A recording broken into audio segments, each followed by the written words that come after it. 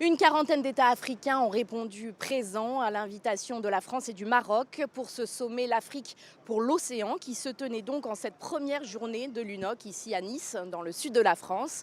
C'est la princesse Lala Asna, la sœur du roi Mohamed VI, qui le représentait et qui a lu en son nom un message plaidant pour une coopération sud-sud renforcée. L'effort doit être collectif, car le défi n'est pas seulement national, il est continental. Il ne suffit pas d'avoir un océan en partage. Encore faut-il le penser ensemble, le gérer ensemble, le défendre ensemble. Seule une approche africaine coordonnée est à même d'optimiser les chaînes de valeur maritimes, de sécuriser les routes commerciales et de capter une part plus équitable de la richesse océanique mondiale.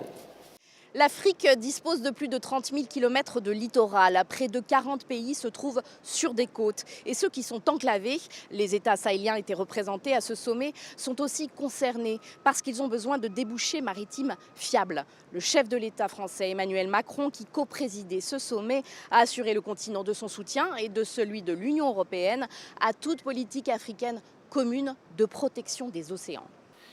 La volonté de la France et de l'Europe est d'être des partenaires de confiance, tournés vers l'avenir, respectueux aussi de cette volonté qui est la vôtre, c'est-à-dire de pleinement récupérer la souveraineté, de protéger vos eaux et de permettre un développement harmonieux d'activités économiques indispensables.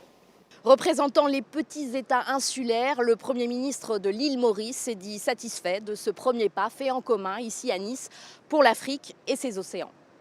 Il faut avoir une stratégie géopolitique pour les océans. Il ne faut pas que chacun parle de son côté sans se mettre d'accord d'abord sur la stratégie qu'il faut adopter. C'est pourquoi c'est important. Montée des eaux, pêche, surpêche, pollution font partie des enjeux de cette conférence onusienne sur les océans qui touche particulièrement l'Afrique qui espère bien peser dans ces discussions.